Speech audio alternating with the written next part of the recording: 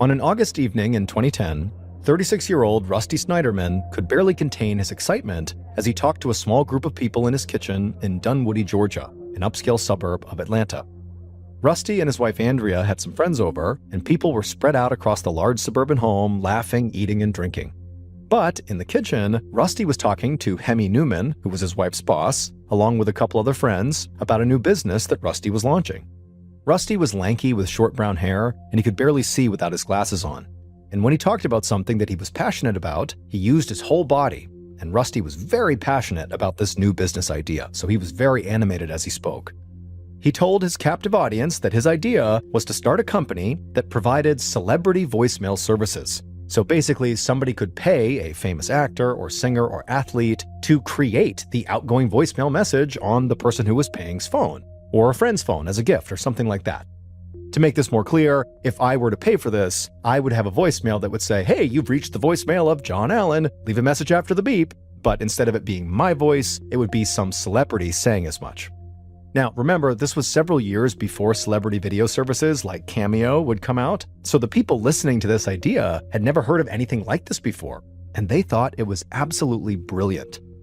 Hemi, who was an executive at General Electric, which is a big appliance company, liked the idea, but did raise some questions about overhead costs and stuff like that, and the other people that were listening, Rusty's friends, they wanted to know how would he get these famous people on board with the concept.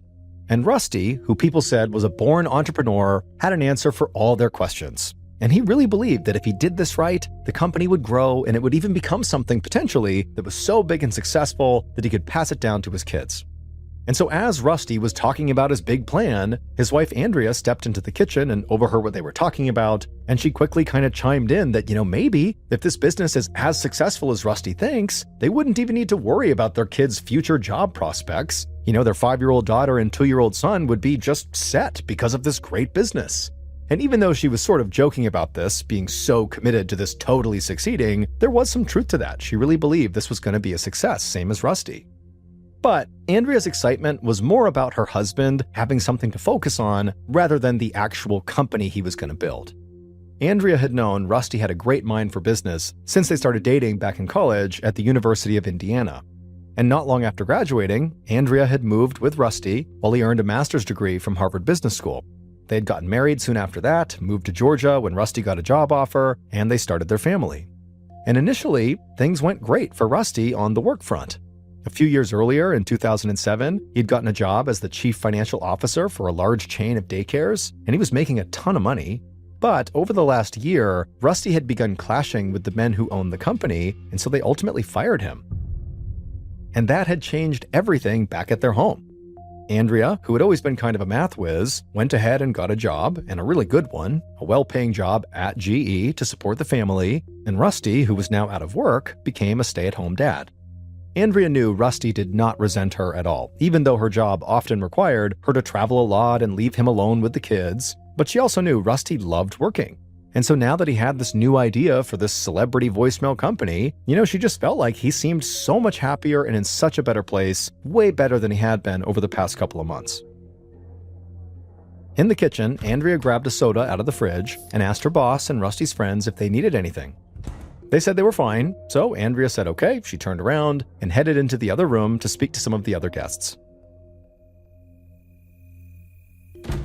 Later that night, after all the guests had gone, Rusty and Andrea cleaned up the house, and as they did, they talked about what a great time they'd had. They also got excited discussing an upcoming cruise they were going on in a few months, just the two of them. Their kids would be with their grandparents, and so Rusty and Andrea would finally have time to reconnect, just the two of them. Even though things had been kind of tough the last few months, they both felt good about where their lives were heading. And to their surprise, they actually felt sort of lucky to live in this town of Dunwoody, Georgia. Rusty and Andrea had grown up in the Midwest of the United States, and they had really worried they wouldn't fit in when they moved here to the South. But over the years, Dunwoody had proven to be the perfect place for them. Their house sat at the end of a cul-de-sac in this beautiful secluded neighborhood that backed right up to sprawling woods filled with oak and pine trees. And they were close enough to Atlanta to also enjoy all the city had to offer as well. But most importantly, to Rusty and Andrea, Dunwoody had a tight, supportive Jewish community, which was not the case for a lot of suburbs in the area. Rusty and Andrea credited the Jewish community for helping them adjust to life in the South, and for weathering challenges like when Rusty had lost his job. So Dunwoody felt like home, a great town to raise their kids in, and the right place for Rusty to launch this next phase of his career. But a little later that night, as Rusty worked on his business proposal at the kitchen table, something so strange, almost completely unbelievable, was happening in Dunwoody. It was something that nobody who lived in the small suburb would have ever imagined. A few minutes from Rusty and Andrea Snyderman's house, a driver sat in their parked car on the side of a neighborhood street. The car felt ice cold, but sweat dripped down the driver's face. They could feel their chest getting tight, and they heard this loud rumbling sound coming from their passenger seat. The driver shook their head. "Please don't let this happen to me again," but there was nothing the driver could do. The car rattled, a light flashed outside, and then the demon appeared in the passenger seat. The driver tried to hide their eyes, but they couldn't look away, like the demon was forcing the driver to stare at it. The demon's head nearly touched the roof of the car, and its legs were massive. It wore a dark cloak and hood, and when the driver looked at it, they felt like all hope inside of them was just draining away. The demon turned its head away from the driver and began to talk. Its voice was deep and powerful. The driver thought the demon actually sounded like the 1970s soul and R&B singer Barry White, who was famous for songs like "Can't Get Enough of Your Love, Babe." The driver trembled, but the demon said there was no need to be afraid. The driver had been chosen to carry out a mission. The driver begged the demon to please leave them alone, but the demon said the mission was too important to ignore. Suddenly, the whole car shook and light flooded in from all sides. The driver shielded their eyes again, but they also felt a perfect sense of calm coming over them. They looked back at the passenger seat, and now the demon was gone. In its place sat an angel wrapped in light. The angel spoke, and the driver thought immediately that it sounded just like Olivia Newton-John, the actress and singer who had starred in movie musicals like Grease and Xanadu. When the angel spoke, they said the driver really was the only one who could carry out this very important mission the demon had already mentioned. So the driver asked, "What's the mission?" The angel smiled and said members of the Snyderman family were in grave danger, and the driver had to protect them.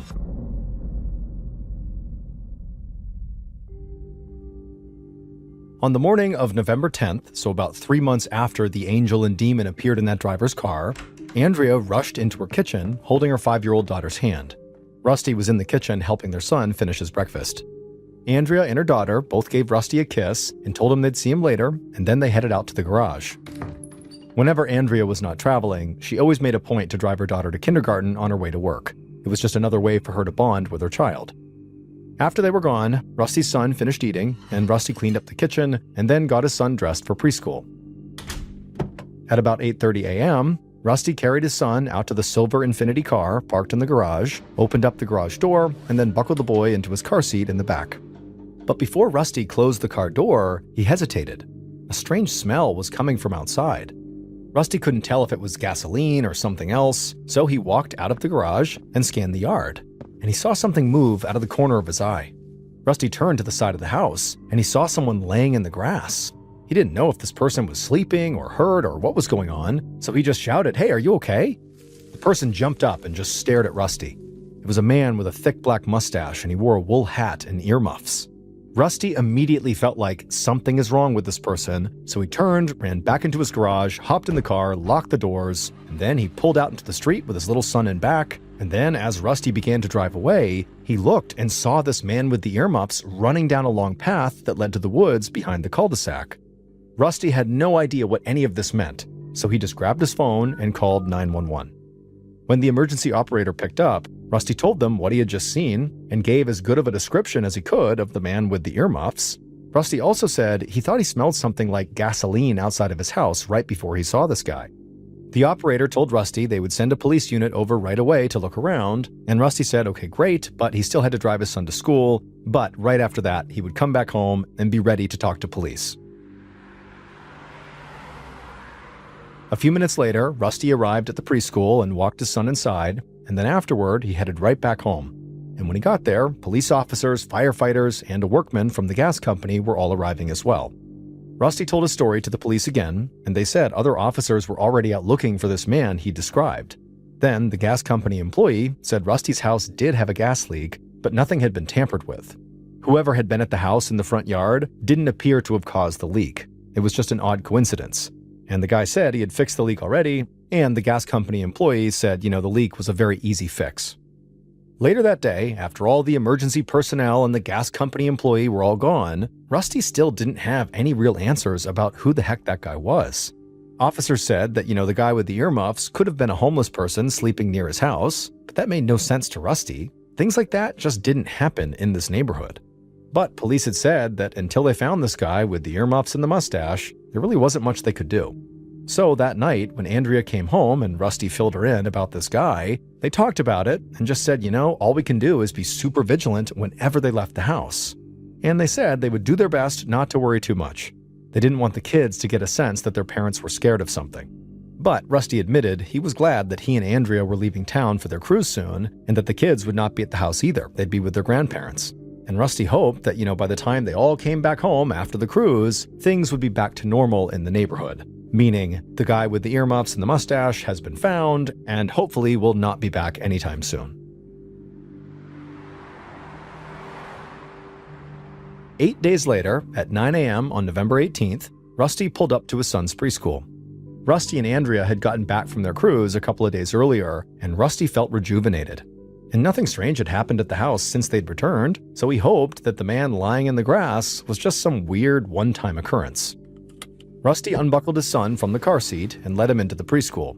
And then Rusty chatted with a few other parents who were also doing drop-offs, and then a few minutes later, Rusty was headed back towards his car.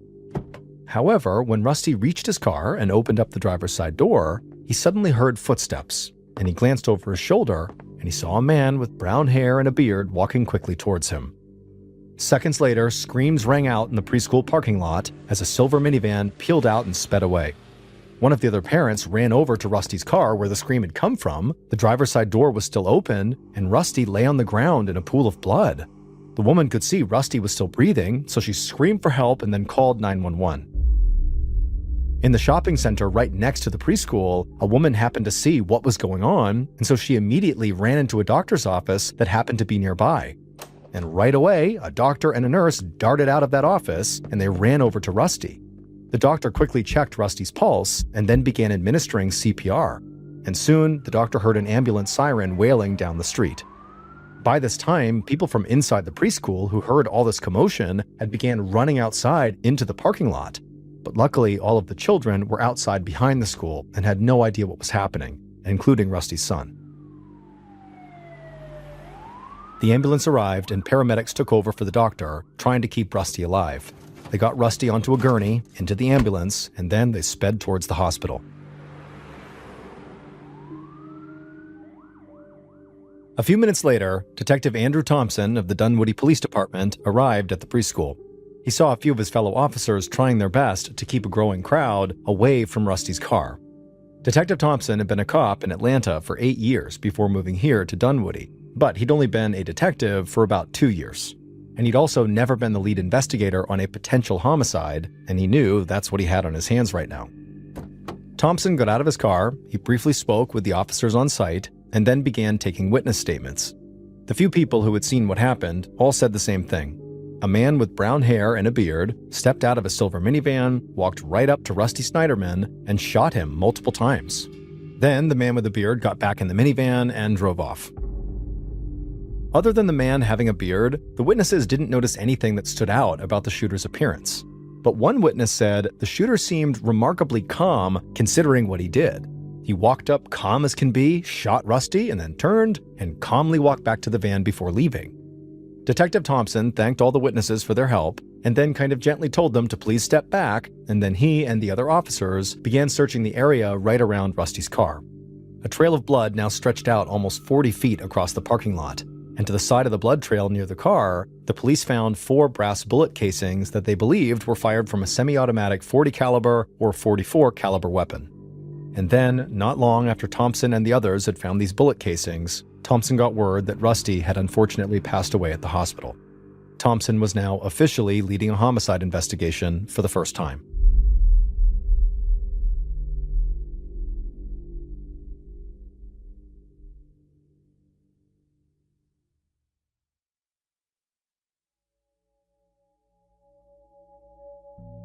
While Detective Thompson searched the preschool parking lot for more evidence, Rusty's wife, Andrea, sat at her desk in GE's Atlanta offices.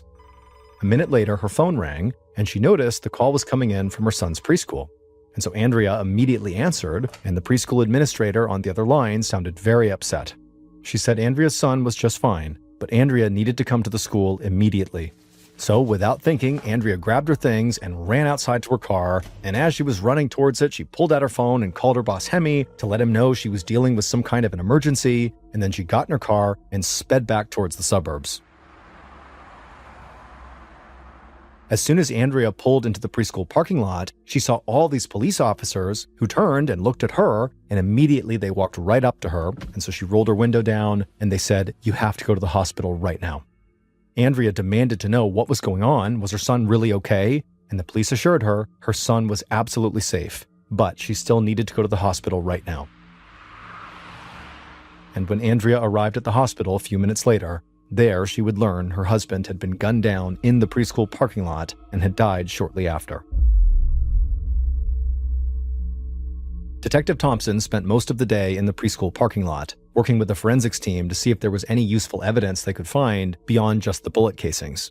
But they didn't find much of anything else. So Thompson knew his biggest clues right then were that the killer had a beard and drove a silver minivan.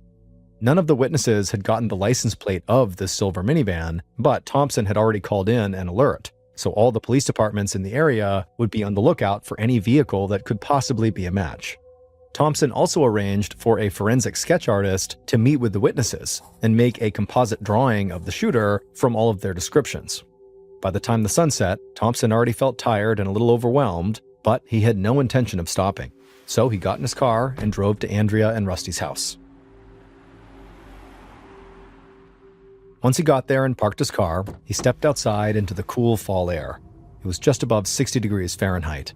And just a second later, he heard somebody calling his name. Thompson looked over and saw his boss, Sergeant Gary Cordellino, standing by his own car at the curb. Cordellino still wanted Thompson to take the lead on this case, but he knew the detective did not have a lot of experience working homicide cases, so he said he would just be there to help. Thompson thanked Cordellino for coming, and the two men walked up to the house together. Cordellino's strong New York accent was a major contrast to the soft southern drawl a lot of people in town spoke with.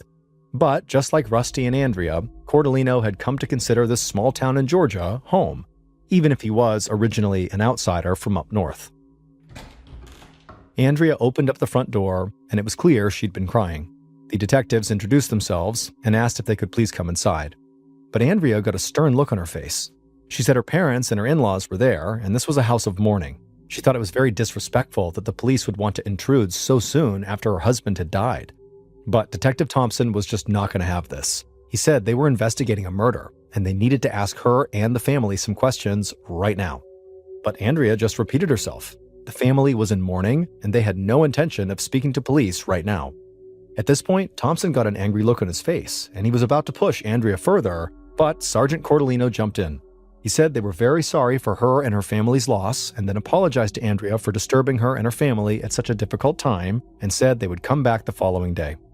Andrea's face softened, and then she thanked him and said she would be willing to talk to them tomorrow.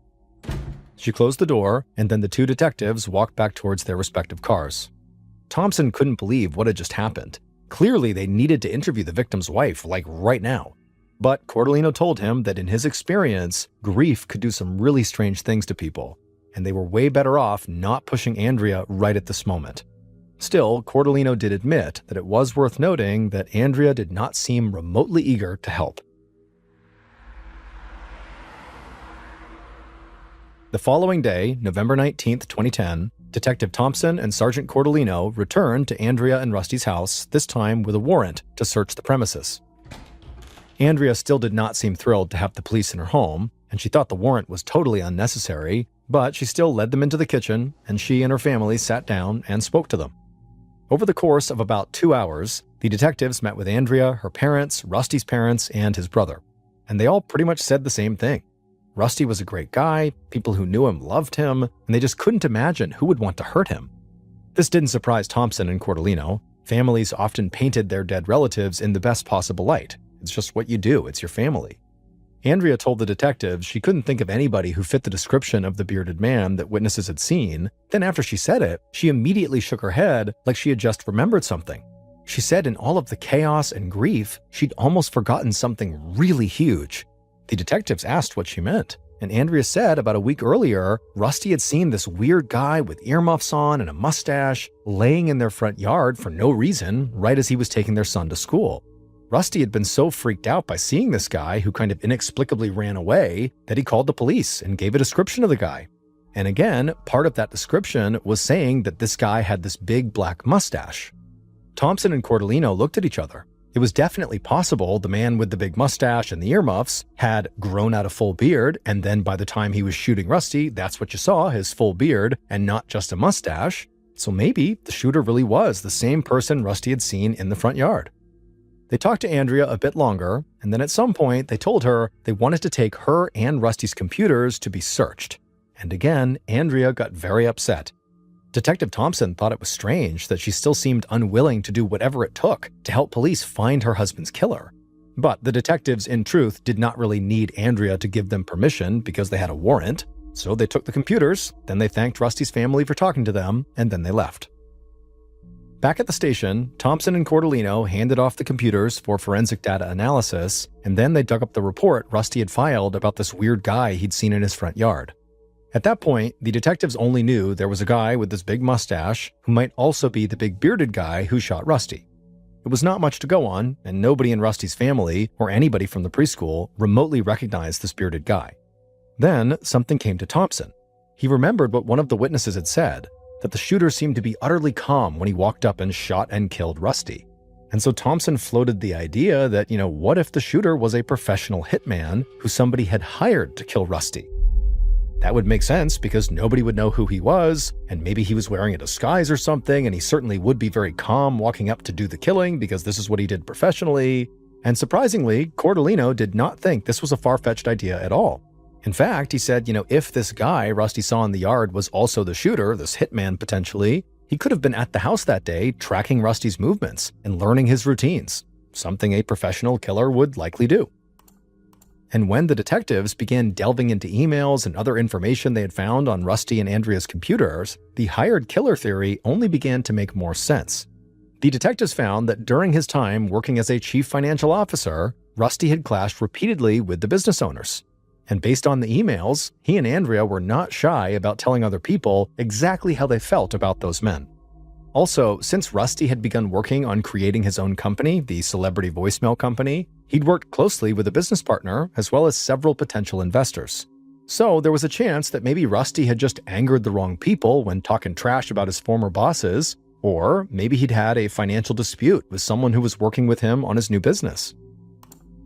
The detectives kept digging into Rusty and Andrea's computer data, but they also knew they could break everything wide open if they could just locate the silver minivan the shooter had been driving.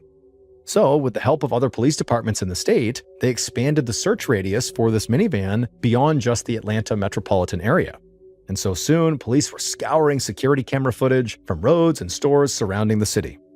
The detectives also put together a list of people who might have had the motive and the money to hire a hitman to take Rusty out.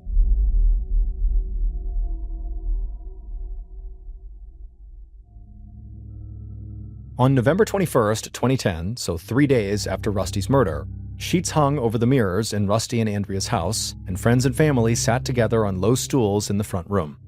Rusty's funeral had taken place earlier that day, and now the people who had been closest to him were sitting Shiva. Shiva is a Jewish tradition in which family and friends gather together to mourn a dead loved one. They'll say prayers and often receive condolence calls from others. At the house, Andrea thanked her boss, Hemi, and her GE coworkers for coming. They had all been so worried about her when she got that call saying something was wrong at her son's preschool, but none of them could have imagined that that call would eventually lead to this. A little while later, Andrea's boss, Hemi, began to lead the whole group in a prayer. Over 100 members of Hemi's extended family had actually died in the Holocaust, and so that had always inspired him to remain an active member of the Jewish community and to provide any help he could to those close to him, like Andrea. But while Andrea was sitting Shiva and listening to Hemi give this prayer, Detective Thompson and Cordellino just could not shake the feeling that Andrea had to be somehow involved in her husband's death. The police were still desperately trying to find the shooter's silver minivan, but their potential hired hitman theory had also led them to delve into Rusty's finances. and they had discovered that Andrea stood to get a $2 million payout from Rusty's life insurance policy. So along with being the murder victim's spouse, which by default made them a huge potential suspect, Andrea also had a clear financial motive to want her husband dead. And on top of that, she really had not seemed like she wanted to cooperate with police. And so the detectives decided they had to speak to Andrea again, but this time they wanted to isolate her from the rest of her family. On November 24th, almost a week after the murder, Thompson and Cordellino sat down with Andrea in an interview room at the police station. Andrea tucked her brown hair behind her ear, adjusted her glasses, and stared across a small white table at the two detectives. Thompson and Cordellino could tell Andrea was all business, and that she still clearly resented having to speak with the police. But they still started by thanking her for coming in, and then they asked her how her relationship had been with her husband prior to his murder. Andrea admitted things had gotten a bit strained between them when Rusty lost his job, but she said they'd worked through that. And other than typical husband and wife arguments, they actually got along really well. Andrea seemed totally matter-of-fact when she answered these questions.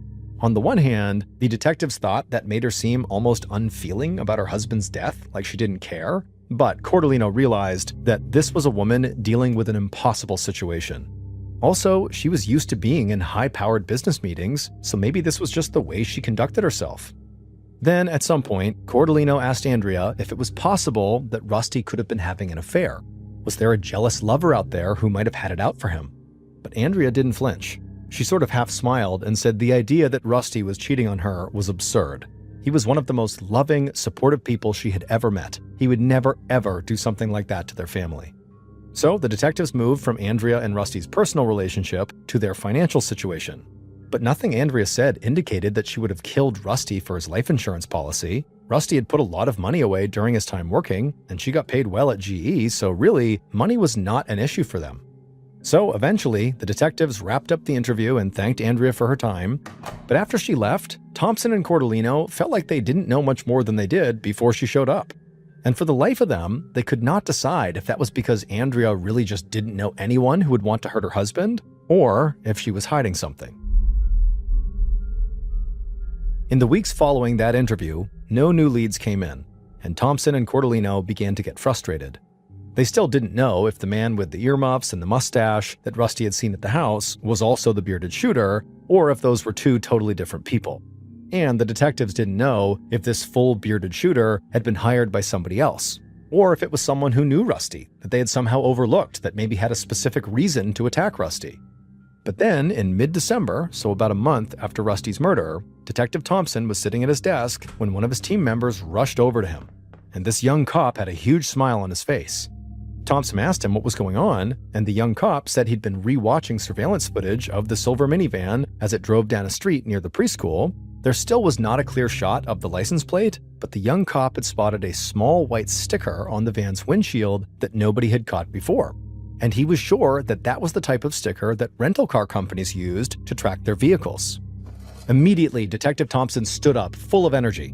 The young cop said, the sticker didn't point to a specific rental car company, but Thompson just put his hand up and said, nope, that doesn't matter. This is a huge discovery.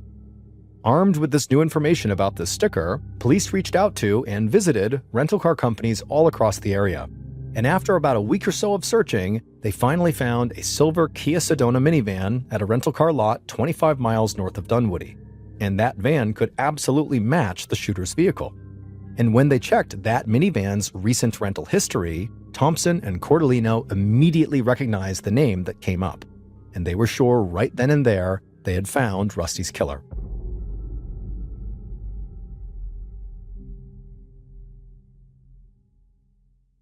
Based on information from the rental car company, evidence found at the crime scene, and interviews conducted during the investigation, this is what police think happened to Rusty Snyderman on the morning of November 18, 2010.